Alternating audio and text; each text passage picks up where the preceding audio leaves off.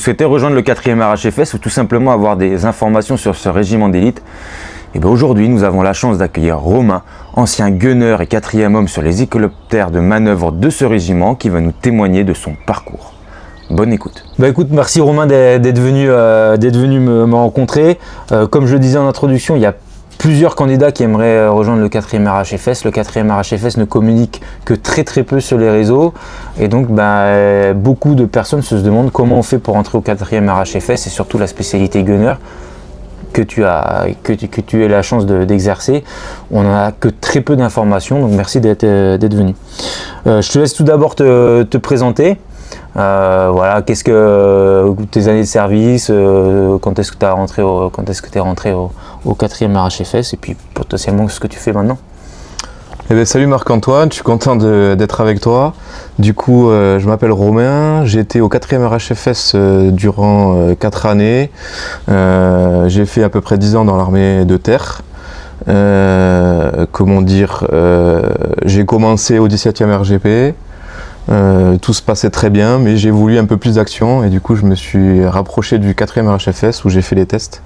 Oui, effectivement, comme pour toutes les unités FS, il y a 2 recrutements qui sont possibles. Il y a les initiaux, et puis il y a, comme toi, le recrutement particulier que tu as fait après quelques années d'expérience. On va y revenir un petit peu après sur le parcours de formation. Mais avant de rentrer du coup à l'armée, tu avais fait quoi comme études? J'avais fait juste le BEPC en 3e, et après j'ai voulu rentrer dans l'armée à 17 ans et demi, tout simplement. Ok, voilà, je te pose cette question parce que c'est des questions qui me reviennent souvent. Beaucoup de candidats pensent qu'il faut un bac, et il faut un bac +2 pour entrer à l'armée. Moi je leur dis c'est bien, mais en fait c'est pour eux, surtout les études. C'est bien pour rentrer en sous-officier. Après, pour rentrer en sous-officier ou après l'armée. Je suis rentré en EVAT, simple soldat, donc... Et voilà, et comme je leur dis souvent, finalement c'est ta maturité, c'est ce que tu as dans la tête qui fait que tu vas être recruté ou pas, c'est pas forcément tes niveaux d'études et ce que tu as fait sur les bancs de l'école. C'est ce que tu as envie de faire, ce qui te motive, le pourquoi du comment tu as envie d'en arriver là. Et moi j'ai été motivé à être militaire, c'est ce que je voulais le plus. Et je voulais être parachutiste, c'est pour ça que je me suis engagé au 17e régiment du génie parachutiste à Montauban. Et après un départ en Afghanistan, du coup j'ai voulu avoir un peu plus d'action, et c'est pour ça que je me suis rapproché du 4e RHFS. Et du coup tu avais côtoyé le 4 un peu en Afghan, tu les avais vus ou de loin, même pas Pas du tout. Après quand je suis parti en Afghanistan, c'était beaucoup l'armée américaine qui venait à notre rescousse en fait, les hélicos. Et en fait, pour moi, je les prenais comme mes anges gardiens, et je me suis dit pourquoi je ferais pas ça. Quand j'étais enfant, je voulais être pilote d'avion. Bon, je peux pas être pilote parce que j'ai pas fait les études, mais je me suis dit pourquoi pas me rapprocher de ce régiment et faire... Et je pense que forcément tu t'es dit l'élite dans les hélicoptères, et ceux qui viendront toujours nous chercher, c'est dans les forces spéciales, c'est 4e RHFS. On en discutera un petit peu à la fin, mais voilà, je donnerai aussi mon avis. Nous les groupes action, dès que le 4 était avec nous, on se sentait un peu plus tranquille, quoi. Du coup, voilà, tu as fait ton BEPC à 17 ans et demi, donc dès que tu as pu, tu t'es engagé au 17e RGP. Bon, j'ai fait la même chose à Bayonne, donc on se comprend. Est-ce que tu peux nous expliquer quelles sont les étapes derrière pour rentrer? Qu'est-ce que tu as dû vivre pour réussir à quitter déjà le 17e RGP, et puis après pour rentrer au 4e RHFS? Parce que, comme je dis souvent, je conseille aux jeunes, en tout cas pour Bayonne, le 13e RDP, de tenter leur chance directement en venant du civil, parce que c'est pas forcément évident de pouvoir réussir à partir d'un régiment, surtout si tu performes. Généralement on n'a pas envie de te laisser partir, quoi. Alors au 17, ce qui s'est passé, quand j'ai fait ma demande, j'ai été banni des groupes de combat, donc ils m'ont sorti des compagnies de combat, ils m'ont mis du coup aux compagnies CCL de logistique. Donc c'est cool parce que du coup j'ai passé tous mes permis de conduire, poids lourd, super poids lourd, ça c'est top. Mais c'est vrai que du coup ils m'ont pris un peu comme un lâcheur, et du coup ils m'ont mis un peu de côté. Ensuite du coup j'ai eu la chance de partir dans mon CME, et à mon CME en fait on m'a dit ta demande a été acceptée. Et du coup, je suis parti en suivant de mon CME faire les tests, et ça s'est super bien passé du coup parce que j'étais prêt. Donc j'étais en plein, donc ça dure 2 mois le CME, et du coup j'étais en plein dedans. J'avais fait de la topo, j'avais fait beaucoup de marches, j'avais fait beaucoup de sport, j'étais à fond, et ça avait bien fonctionné, quoi. Alors, on ne peut pas là parler exactement de ce qu'il y a dans les tests de sélection, forcément, parce qu'il faut qu'il y ait une paire d'inconnus. Mais comme j'ai tendance aussi à le dire sur les réseaux, c'est pas que le sport qui compte. Non. Faut une certaine rusticité. C'est surtout la culture G. Voilà, faut une culture. Il faut avoir de la générale. culture, s'intéresser à tout. On m'a posé des questions sur les Simpsons, par exemple. C'est tout bête, mais c'est voilà. Ça. Et sur le français, sur des mathématiques, un peu savoir parler un petit peu anglais. Des trucs pour voir un peu nos réactions et voir comment ça fonctionne. Après, il y a beaucoup de topos, forcément, il faut savoir se déplacer. On est amené à être tout seul toute la semaine. Voilà, après, sinon. C'est ça, Il y a un petit peu de sport, mais. En fait, dans les forces spéciales, c'est des profils qui sont quand même un petit peu à part du reste de l'armée. On a besoin des gens qui sont ouverts d'esprit. Qui ont une capacité à réfléchir par eux-mêmes. On les met pas dans un moule, on leur dit pas on vous interdit de réfléchir, vous exécutez. On leur donne très souvent une mission. Après, c'est à eux de réfléchir comment réussir à atteindre leur objectif. C'est pas celui qui va arriver en premier qui va forcément être pris ou qui va gagner. C'est celui qui va prendre la meilleure décision, être le plus posé, le plus réfléchi, celui qui va être le plus calme, celui qui va être on va dire plus amené à faire la mission sans avoir d'excitation, de stress. Quelqu'un de mature.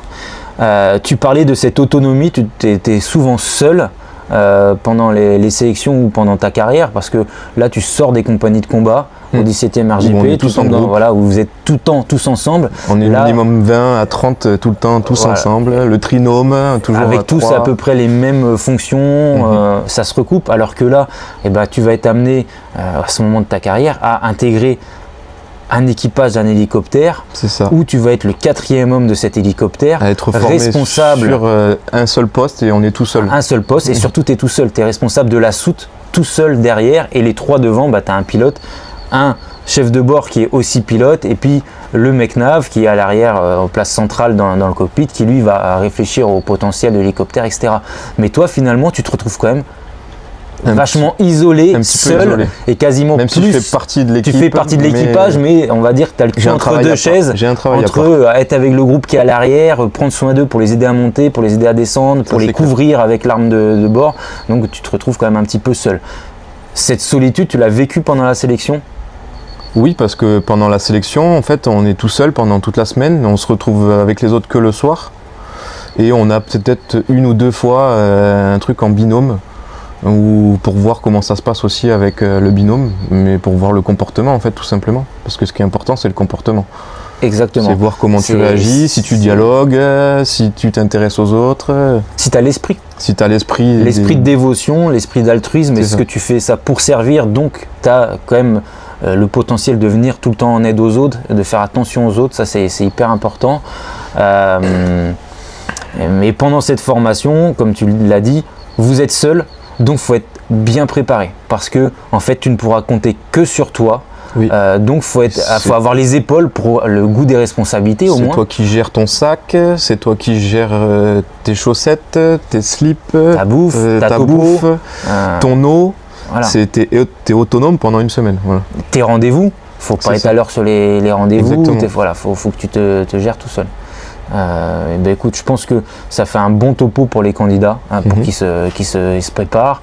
Ça me permet aussi de dire que l'association elle est un peu créée pour ça, c'est pour aider toutes les personnes qui veulent rentrer dans des unités d'élite, surtout les civils qui veulent rentrer directement, parce qu'il y a un gros gap à franchir, il faut les préparer sur plein de choses, mais comme tu peux le dire, certains militaires qui veulent rejoindre les unités d'élite, ils ont besoin de conseils aussi pour qu'ils sachent réellement ce qui les attend. Rapprochez-vous de Marc-Antoine.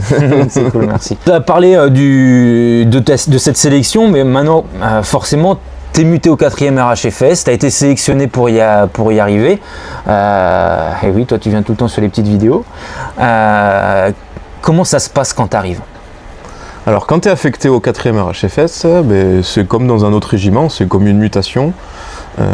Tu es accueilli gentiment, tout se passe bien, on te donne tes habits, tout tout est clair, on t'explique un petit peu comment ça va se passer. Et ensuite, après, il y a la formation. Du coup, la formation gunner que tu dois commencer, qui n'est pas la formation 4e homme. Ok, ça effectivement, faut qu'on le reprécise parce que même moi, je l'ai découvert un petit peu. Il y a une différence entre les hélicoptères, du coup. Un Cougar, tu es tout seul à l'arrière de la soute, donc tu es forcément 4e homme et donc gunner, alors que dans un Caracal, et ça va être pareil sur le NH90 FS, c'est ça que je n'ai pas connu, mais qui va avoir à peu près la même soute, sauf que les mags sont derrière la porte, mais ça va être à peu près que le Caracal. Il y a 2 tireurs, donc 2 gunners, donc l'un est 4e homme et l'autre est gunner. Donc toi, la première chose que tu apprends et ton premier poste arrivé au 4e RHFS, c'est d'être gunner.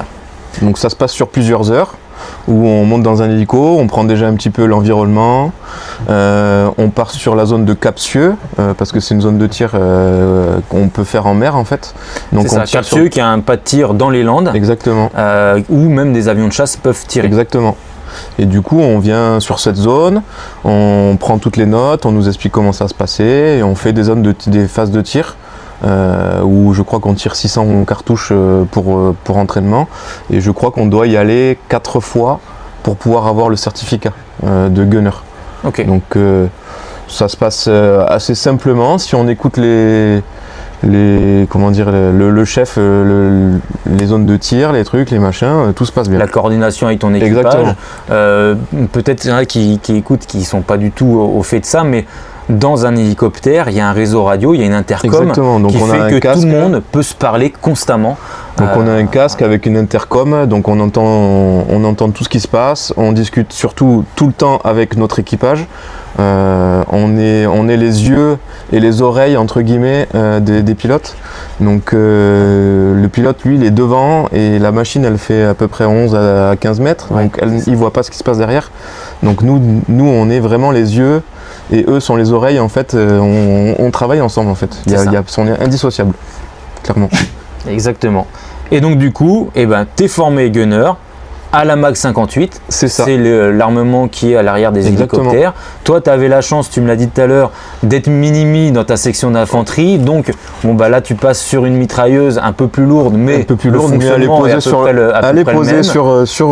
un affût, voilà. Donc, tu n'as pas la portée. C'est génial. Cool. Les munitions, tu en as beaucoup plus parce que c'est l'hélicoptère qui les porte. On a des grosses caisses et c'est assez simple. Voilà, il n'y a pas. À partir du moment où on respecte les règles, il n'y a pas de problème. Et il n'y a pas forcément de surprise non plus dans cette formation parce que vous avez été sélectionné. C'est ça. Donc généralement, il n'y a pas de perte, quoi.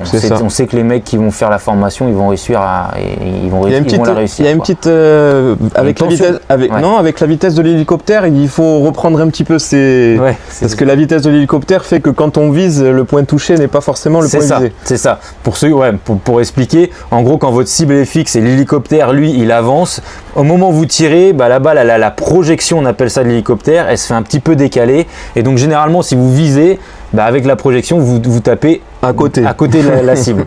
Et bon, c'est plein d'autres choses, on va pas l'apprendre là. Ça vient super vite après, une fois qu'on a compris à peu près la vitesse de l'hélico, parce que l'hélicoptère, quand il tire, il va toujours à peu près la même vitesse. Et quand on a compris, on décale à peu près de 10-15%, et on fait mouche à tous les tours. Vous êtes hyper précis. On en reparlera un petit peu. Moi, j'ai un souvenir de ça, d'une dépose où ça a bien ferraillé. Et en fait, le bras était amputé. Le gars était désespéré parce qu'il ne pouvait pas toucher la cible. C'est un autre souvenir. On reviendra tout à l'heure. Donc, tu te retrouves gunner. Formation pour toi, pas grand chose de sorcier. Non, et tu pars sur tes premières opérations. Le plus difficile, c'était de commencer à prendre en compte que faut qu'on parle tout le temps avec notre micro. Faut tout raconter, tout ce qu'on fait, nos moindres faits et gestes, parce que si on parle pas, s'inquiète, qu'est-ce qui se passe, qu'est-ce qui t'arrive, machin. Ouais. Tu es obligé de raconter tout ce que tu fais, que tu te mettes à la sûreté, que tu enlèves ta sûreté, que tu tires, que tu arrêtes de tirer, que tu t'as tiré tant de bastos. Faut discuter. Faut pas avoir peur. Et je pense qu'on est très peu à pouvoir se rendre compte de ça, mais en fait, un hélicoptère, comme tu as dit, c'est très long, mais c'est pas une voiture. T'as pas des rétroviseurs, non. Tu peux pas te retourner pour regarder ce qui se passe derrière. C'est pas comme les enfants quand ils braillent sur la banquette arrière, tu peux pas te retourner en leur disant arrêtez. Là forcément il y a un bruit de dingue dans l'hélicoptère, vous parlez que par la radio et le pilote il a un champ de vision qui est hyper restreint et c'est pour ça qu'il a besoin d'être réconforté sur qu'est-ce qui est autour de sa machine, qu'est-ce qui se passe derrière. Comme je disais tout à l'heure, on est ses yeux, hein, donc exactement. Ouais. Lui il est fixé devant et nous on voit tout ce qui se passe derrière. Je pense que tu pourras le dire encore plus quand tu es 4e homme, tu as encore d'autres fonctions. 4e homme c'est encore combien de temps il t'a fallu ou combien de missions il t'a fallu pour pouvoir prétendre à cette formation de 4e homme? Alors j'ai dû faire 2 missions en Afghanistan, 2 missions, une de 3 mois et une qui a été rallongée parce qu'il y avait eu un petit problème avec un gunner, donc j'avais dû faire 4 mois et demi. Ça s'était passé sur la zone de Kaboul. On avait fait un petit peu tout le voyage de l'Afghanistan qui est magnifique, c'est un super pays. Malheureusement on n'y va plus. Ouais. Bon, c'est sûr. Après, le bon côté, alors déjà, ce fait de cette mission est rallongé, je l'ai dit là, dans une vidéo il n'y a pas longtemps, le plus dur je pense dans une carrière de militaire, c'est cette incertitude. Tu sais jamais ce qui t'attend, tu sais jamais combien de temps va durer ta mission, tu sais jamais réellement quand tu vas partir, quand tu vas revenir. Mon sac était prêt pour rentrer et il y a eu un truc, j'ai dû rester un mois et demi. Mais ton sac était prêt pour partir et ton sac était toujours prêt. Voilà, c'est ça. Mais du coup, tu es retourné en Afghanistan, cette fois-ci de l'autre côté de la barrière, t'étais l'hélicoptère qui allait chercher les mecs, qui allait les déposer. Donc on va dire, tu avais atteint ton objectif. C'est ça. C'était quand même cool, quoi. Ouais, c'était super. C'était cool. Et comme tu le dis, l'Afghanistan, un pays magnifique, des montagnes, on se rend pas compte, mais c'est très haut, donc très compliqué déjà pour les hélicoptères. Fait en hiver et en été. En été, il fait super chaud. En hiver, on arrive à des moins 65 ressentis. Ouais. En hélico, quand on monte au-dessus des montagnes, ça frise un peu, mais c'est génial. C'est super beau. Et là, tu dis j'y suis, quoi. Là, je suis utile, là, j'y suis. Et donc, après ces 2 missions-là, cette fois-ci, formation pour devenir 4e homme. 4e homme. En quoi ça consiste? Alors du coup, j'ai commencé ma formation 4e homme en étant au Burkina Faso, donc pour une intervention au Mali. J'ai été formé sur théâtre. Ça se passe en plusieurs phases de vol. Donc on s'entraîne à l'aérocordage, à la chute, à la descente en rappel, à la récupération en grappe, aux phases de posée, aux phases de décollage. On reprend aussi un peu de tir. C'est assez complet. Alors, pour préciser, et ce qui est assez particulier, c'est que à l'arrière, quand tu es 4e homme, tu vas être responsable de la partie aérocordage quand les groupes actions vont être dedans. Mais toi aussi, tu es formé, comme tu l'as dit, à la descente en rappel, à la récupération, parce que c'est possible qu'à un moment, on doit descendre un mec pour aller vérifier une zone, pour etc. Donc, tu as la qualification, tout comme les groupes actions, en pratiquant de l'aérocordage. Mais c'est toi, plus particulièrement, qui a cette responsabilité de la mise en place de la soute. Exactement. Parce que une soute d'un hélicoptère, elle peut être mise en plein de configurations, en Evasan, en lice pour les groupes, en grappe, en rappel, en corde lisse, et aussi, tu vas m'en parler peut-être un peu après, la M3M, qui a été une belle spé pendant un petit moment. C'est encore une autre formation. Ouais, voilà. Ça, c'est encore une autre formation, une formation complémentaire. Que j'ai adoré d'ailleurs, mais on en parlera après. Du coup, l'hélicoptère, pour le moment, donc à cette formation, on est équipé de la corde lisse, de la grappe. Tout ça, c'est au fond de l'hélico et on le prépare avant de partir. C'est une fois qu'on est en vol qu'il y a la décision de, on pose en corde lisse, ou on peut pas, on peut pas poser, voilà. Donc du coup, c'est à ce moment-là que nous on est dans l'hélico, on est attaché juste avec un anti-boot à une ligne de vie qui est à l'intérieur de l'hélico, donc on est un petit peu en vol. Et quand on équipe l'hélicoptère pour les groupes, c'est un petit peu, faut pas avoir peur du vide, faut pas avoir peur de tomber, faut pas parce que ça bouge. Ouais. Ah oui, effectivement, ça bouge beaucoup parce qu'on se rend pas compte. En France, les gens qui voient les hélicos passer, ils sont hauts. Généralement, ils ont un seuil sur lequel ils ne peuvent pas descendre parce qu'on est en France pour le bruit, pour les animaux, etc., les nuisances. Donc, on a l'impression qu'un hélicoptère, ça va pas très vite. On les voit de haut. En opération, c'est pas le cas du tout. On est plutôt à 300 km/h et les sondes qui sonnent à 2 mètres, elles sonnent presque tout souvent, le temps. On est d'accord. C'est hyper bas parce que du coup, un hélicoptère qui arrive à 2 mètres du sol, l'ennemi ne le voit pas arriver de loin. Et en fait, quand il lui arrive dessus, il passe tellement vite qu'il ne peut pas se faire déceler. C'est ce qu'on appelle le vol tactique, qui rend extrêmement malade parce que ça bouge énormément et ça je peux vous le dire. Mais c'est juste génial. Voilà, c'est juste génial parce que tu as une impression de puissance, tu survoles tout, tu vas super vite. Bon, bah, comme quand on regarde les films de c'est un peu comme si on était des félins en fait. Ouais, c'est ça. On fait un petit peu comme les guépards à être proche du sol et pouf, on vient sauter sur notre proie. Exactement. Voilà. Mais ça rend malade. Et comme tu le dis, bah, toi quand tu as la tête dans la soute, où tes yeux voient que bah, ça bouge pas parce que bah, t'es debout dans l'hélico, mais qu'en fait bah, tes oreilles sentent que l'hélico il fait comme ça rend extrêmement malade et bah toi, faut quand même que tu réalises ta mission. C'est ça, parce que souvent quand on nous dit ben voilà, dépose en corde lisse, on a 5 minutes pour prendre la corde lisse, l'accrocher, préparer, et avec tous les commandos qui sont derrière forcément. Qui te disent dépêche-toi, voilà. Qui sont tous serrés, pas bien. Ils sont tous assis avec leur sac, leur casque, le truc, le machin, donc il faut passer au milieu, récupérer, mettre en place. Ouais. Et ça, c'est quand 5 minutes avant, tu as quelque chose, un drone sur place qui va dire ça passe Exactement. pas. Moi, j'ai une opération où on ne savait pas, il faisait tellement nuit qu'on voyait rien, et en fait le pilote, la corde était prête, c'est levé à l'intérieur comme vous faites. Généralement, le 4e homme, il s'assoit sur la corde pour pas qu'elle bouge. Et en fait, au moment de poser, bah, le pilote dit non. Il annonce non, il est à 4 mètres du sol. Et ben, un gars comme toi, hein, bah, il se lève, balance la corde. Et nous, on était sous le feu et on descend à fond. Et en fait, c'est là que, bah, comme je vous l'ai dit encore tout à l'heure, c'est que on ne sait jamais, cette incertitude, on ne sait jamais, et bien dans le on ne sait jamais, on doit toujours être prêt à tout. Prêt à et en mesure de, on appelle exactement. Ça. Et ben là, forcément, toi, tu étais première classe ou caporal, je crois, quand tu as commencé. Alors moi, j'ai commencé en tant que première classe.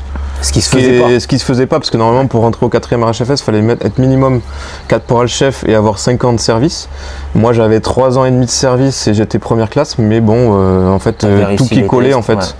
Ouais. Un besoin, voilà, mes évals, il y avait un besoin et tout fonctionnait. Donc tu as eu la chance de partir, mais à ce moment-là, tu es première classe, 3 ans et demi de service, 4 ans avec la formation.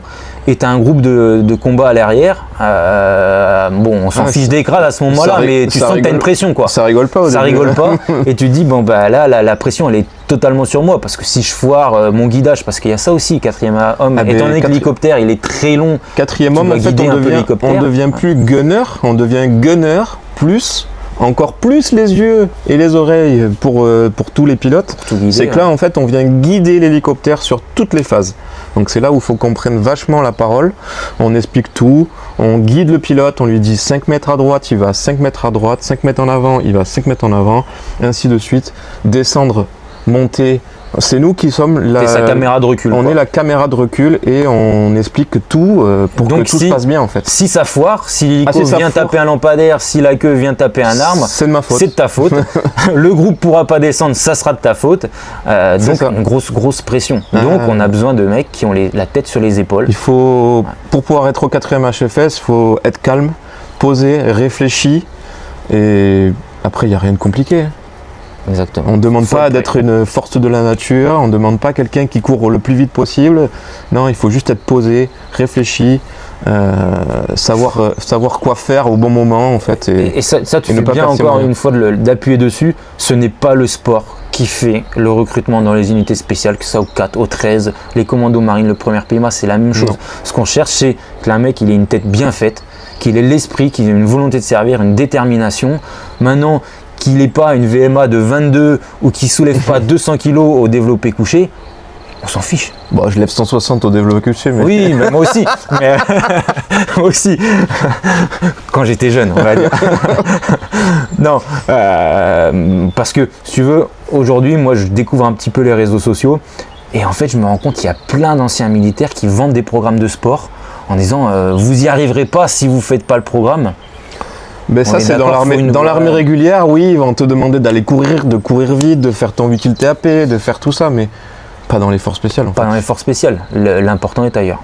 L'important c'est d'être bien dans sa tête et Exactement. D'avoir juste un peu de réflexion et que tout se passe bien dans la famille, dans tout en fait. Il faut avoir une bonne enveloppe autour de nous, quoi. Exactement.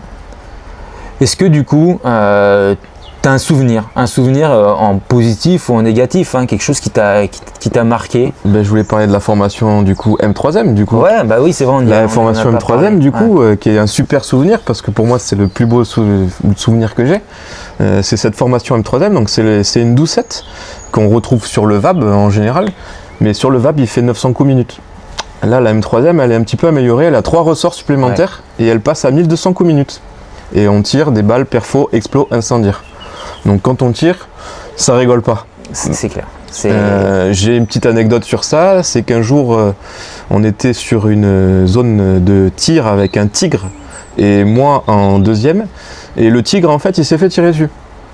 Mais il avait balancé, je sais pas, peut-être une cinquantaine de pélos en canon de...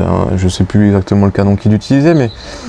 C'est du 40 je crois. Ouais, du 30 ou un truc. Ouais, canon 30. Canon 30. Ça fait mal quoi qu'il arrive. Ouais. Mais c'est de la balle ordinaire. Ouais. Et moi après je suis arrivé en deuxième phase et j'ai tiré.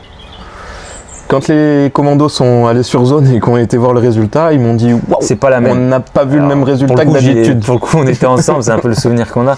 Effectivement, le tigre, sur cette zone-là, en plus, c'était du sable. Et les pélos, ils se plantaient. Ordinaire, voilà, ça se plantait. Et, une fois que planté, alors que toi, quand ça explose ou que ça incendie, il y a une onde de choc qui fait que si tu tapes pile poil dans la cible, ça fait encore plus gros carnage, mais effectivement c'était cette couverture et cette opération, je sais pas si tu t'en rappelles, on est parti vraiment en crash. C'est une opération que j'ai déjà parlé un petit peu sur Défense Zone. On part, pour moi c'est la première fois que je connais le feu, j'étais tout jeune, on part vraiment à l'arrache parce que ce tigre doit rentrer, donc on va sur un objectif. Mais moi j'étais avec le tigre à ce moment-là. Ouais, on va toi, sur l'objectif, on t'a rejoint, mais nous on sait qu'on n'a plus de tigre. Mais j'étais là. On a la M3M qui est là, mais on ne sait pas le potentiel qui te reste sur zone. Le potentiel, en fait, c'est ton temps de vol encore. J'ai claqué, on avait le bidon à l'arrière, donc on avait pas mal d'autonomie. J'ai réussi à tenir 3h30 de vol. C'est ça. Et j'ai claqué à peu près 1800 bastos. Donc, il me restait encore 600 de... 600 je me souviens, tu étais parti, je crois, une demi-heure ou après notre combat à nous, avant la fin de notre combat. c'est ça, pour aller recharger et repartir. Et forcément, et ça, c'est une autre phase que j'aimerais souligner, c'est que quand le 4e RHFS est là, avec les commandos, on est serein. Que ça soit le tigre, que ça soit la M3e, c'est ça, c'est dans le gardien. Et quelque chose que moi je voudrais souligner, c'est que vous êtes cet appui-feu proche de nous. C'est pas comme un avion de chasse qui vient larguer sa bombe de très haut. Les Top Gun, c'est pas vraiment la réalité. Vous êtes vraiment au contact avec nous. On est un peu une famille quand on est en opération, on est tout le temps ensemble, vous êtes nos anges gardiens. On vient vous chercher au plus proche, on vient vous déposer au plus proche, et quand on est sur des phases de tir, des fois nous on est à moins de 20 mètres de la cible. Exactement. Le plus loin que j'ai tiré en hélico c'était quoi, 300 mètres, mais on s'approche toujours plus proche. Voilà. Et vous êtes vraiment au contact avec nous, on est vraiment une famille indissociable. Sans vous on n'est rien, et nous et sans nous on n'est rien. Et moi, ce qui m'a marqué, et ce qui marque beaucoup, c'est les récupérations. Autant quand vous nous emmenez, en fait, on est déjà nous dans notre phase de combat, on s'y prépare, le vol il passe la plupart du temps assez vite, on est concentré sur le combat. Quand on est au combat, on vous entend tirer au-dessus, des fois on prend les douilles sur les casques, surtout le tigre, mais en fait vous êtes avec nous. Et généralement on a une petite phase où on se retrouve tout seul à faire le combat, comme cette opération, et en fait, on a toujours cette incertitude, quand est-ce que ça va se finir, quand est-ce qu'on va venir nous chercher. Et en fait, quand on sait que le 4 est là, on sait que même s'ils sont fatigués, même s'ils n'ont pas mangé, même s'ils n'ont pas eu le temps d'aller faire leurs besoins, boire, etc. on a fait 20 heures de vol. Voilà, 20 heures de vol, ils vont venir, ils vont se relayer. Il y en a un qui va dormir parce qu'ils sont deux devant, il y en a un qui va dormir ou pas, etc. Mais ils viendront dans tous les cas. Et en fait, à chaque fois qu'on voit un hélicoptère arriver, pour nous, c'était le soulagement. Et ils arrivent toujours au bon moment. Et ils sont toujours là, toujours là.